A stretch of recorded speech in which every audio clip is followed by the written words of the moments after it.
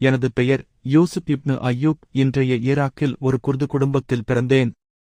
என் தந்தை அய்யூப் எனக்கு முதல் பாடம் கற்பித்தது, ஒரு வீரன் என்றால் அவன் தன் வாளால் மட்டும் அல்ல, தன் நெஞ்சுறுதியாலும் வெல்ல வேண்டும் என்பதே. சிறுவயதிலேயே நான் உணர்ந்தேன், ஜெருசலேம் விடுதலைதான் என் விதி என்பதனை.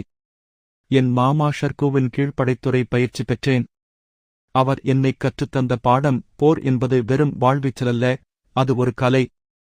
நூருத்தீன் அவர்களின் படைத்தளபதியாக எனது வீரம் வளர்ந்தது. அந்த நாட்களில் ஒரு உண்மையான தளபதி என்பவன் தன் படைகளின் இதயங்களை வெல்ல வேண்டும் என்பதை நான் கற்றுக்கொண்டேன். ஆண்டுகள் செல்ல, நான் எகிப்தின் விசேராக உயர்ந்தேன். பாத்திமிய கலிபாக்கத்தை முடிவுக்குக் கொண்டு வந்து சன்னி இஸ்லாத்தை மீட்டெடு எடுத்தேன். ஆனால் எனது உண்மையான இலக்கு இன்னும் தொலைவில் இருந்தது. என் படைகளுக்கு நான் சொன்னேன், நாம் எகிப்தை மட்டும் காக்கவில்லை, நாம் இஸ்லாமிய உம்மாவைக் காக்கிறோம் என்று. ஹத்தீன் போரில் கிறிஸ்தவ படைகளை முறியடித்த போது நான் என் வாளை உயர்த்தி சொன்னேன், இன்று இஸ்லாம் வெற்றி பெற்றது. ஆனால் ஜெருசலேம் விழுந்தபோது நான் ஒரு வீரனாக அல்ல, ஒரு மனிதனாக நடந்தேன்.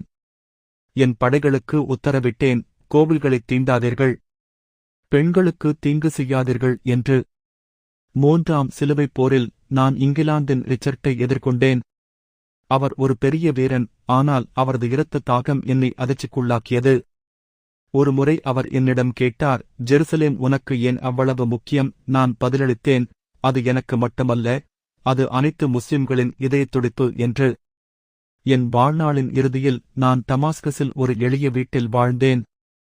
என் செல்வம் அனைத்தையும் தர்மத்திற்காக வழங்கிவிட்டேன்.